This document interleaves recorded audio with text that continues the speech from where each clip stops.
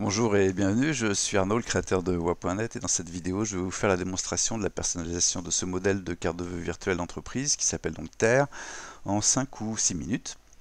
Alors comme pour tous les modèles personnalisables présents au catalogue, je vous propose une mise en page prédéfinie avec des éléments fictifs déjà intégrés dans la carte et qu'il suffit donc d'éditer ou de remplacer. On va tout de suite commencer par le logo, je vais cliquer sur l'image fictive qui le symbolise, puis sur l'icône poubelle pour la supprimer, puis je vais remonter dans la barre d'action d'ajout d'éléments et cliquer sur le bouton Ajout logo pour parcourir mon disque dur et intégrer le logo que je désire pour cette carte. Je vais donc prendre celui-ci. Le logo s'intègre automatiquement au centre de l'e-carte, je clique dessus pour le sélectionner, puis je vais commencer par le redimensionner. Je clique, je maintiens un clic et je déplace ma souris jusqu'à la taille désirée. Ensuite, je vais cliquer, maintenir le clic et déplacer le logo sur le sticker blanc qui favorise son intégration. Et enfin, je vais affecter la même rotation que celle du sticker sur le logo. Je vais ensuite faire passer le logo sous la punaise. Pour ça, je vais cliquer autant de fois que nécessaire sur l'icône placée en dessous qui est présente dans la petite palette qui est associée au logo quand on le sélectionne. Je clique autant de fois que nécessaire. J'ai mon logo désormais sous la punaise. Et puis enfin, j'ajuste la dimension du logo par rapport au sticker. Je pourrais faire l'inverse, ou également je peux redimensionner le sticker présent pour le rendre plus grand afin d'avoir un logo d'une taille un peu plus importante. Si jamais vous aviez un logo dans un format vertical, vous avez alors deux options, ou bien c'est, je vais d'abord télécharger un logo dans ce format pour la démonstration. Je supprime le premier. Vous avez donc deux options, ou bien cliquer sur le sticker et lui affecter une rotation à 90 degrés pour le mettre dans une position verticale. Vous ajustez un petit peu les dimensions du sticker et puis vous repositionnez vos éléments. On fait les mêmes opérations que tout à l'heure. Je place le logo sous la punaise, j'affecte une rotation et je positionne mon logo à l'emplacement désiré. Et si ça ne convenait toujours pas, vous pourriez supprimer le sticker présent par défaut, remonter dans la barre d'action d'ajout d'éléments et cliquer sur la galerie, sur le bouton galerie d'images. Dans la catégorie sticker post-it, vous sélectionnez un sticker blanc dont les proportions sont plus proches de celles de votre logo et puis vous replacez votre sticker en dessous la punaise et en dessous le logo. Et les derniers ajustements, rotation et dimension du sticker, comme ceci. On va maintenant passer au message de vœux. Je vais cliquer sur le bloc texte qui contient le texte par défaut et puis nous allons éditer ce texte. Pour ça, vous avez deux solutions. La première, c'est double-cliquer dans le bloc texte, sélectionner tout le texte présent et taper le message de vœux désiré. Je vous souhaite une belle année 2024. Je vais taper sur la touche entrée pour passer à la ligne suivante.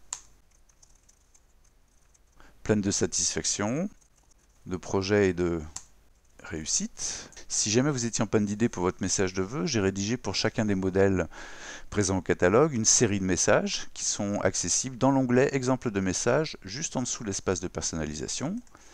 Et si jamais il y a un message qui vous convient, il suffit alors de le sélectionner, puis de faire un CTRL-C ou POM-C si vous êtes sur Mac pour le copier. Puis je vais maintenant vous montrer la deuxième façon d'éditer un bloc texte. Vous êtes aperçu que lorsque vous sélectionnez le bloc texte, il y a une petite palette d'outils qui lui est associée qui s'affiche. Et dans cette palette d'outils, il y a un bouton éditer qui ouvre un éditeur tout simple. Et là, je vais remplacer le texte présent en faisant un CTRL-V ou POM-V pour intégrer le message suggéré. Enfin, si aucun des messages suggérés ne vous convient, vous pouvez générer à l'aide de l'IA un message de vœux en cliquant sur ce bouton, rédiger un message. Et dans le petit formulaire, vous saisissez 3 à 4 mots-clés qui reflètent le mieux le sens que vous voulez donner aux vœux et les valeurs de votre entreprise. Puis vous cliquez sur le bouton rédiger et l'IA va vous rédiger une suggestion de message. Vous pouvez régénérer et refaire la demande autant de fois que nécessaire jusqu'à temps d'obtenir un message qui vous convient. Et là, le procédé ensuite sera le même. Vous copiez le texte et puis vous le collez dans le bloc texte présent dans l'e-carte. Voilà, il ne me reste plus qu'à éditer le bloc texte qui contient les coordonnées. Si je ne désire pas de coordonnées, je clique sur l'icône poubelle pour les supprimer. Sinon, je l'édite de la même façon que les autres blocs texte. Je clique sur le bouton éditer, je tape les coordonnées de mon entreprise. Pas nécessaire de remettre le nom puisqu'il est présent déjà avec votre logo dans la carte. Donc on va juste taper l'adresse postale et puis le numéro de téléphone. L'email aussi est inutile puisque vous allez utiliser votre mail pour envoyer la carte. Voilà, je repositionne le bloc texte. Voilà, à ce stade, je peux cliquer sur l'icône loupe pour visualiser ma création.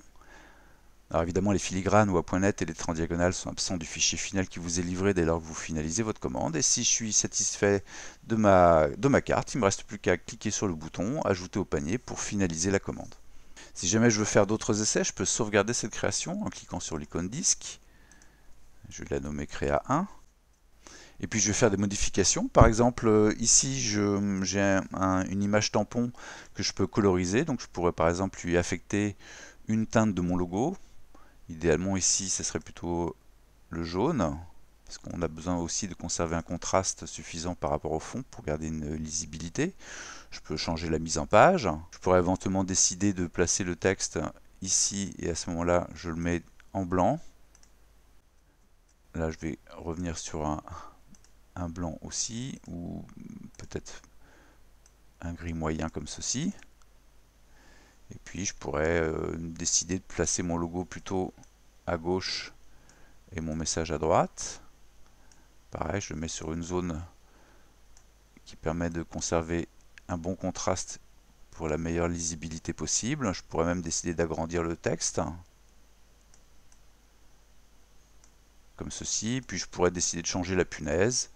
Je vais dans la galerie d'images, je vais dans la catégorie punaise, et je vais reprendre aussi une punaise qui reprend la teinte, une des teintes de mon logo, par exemple le rouge.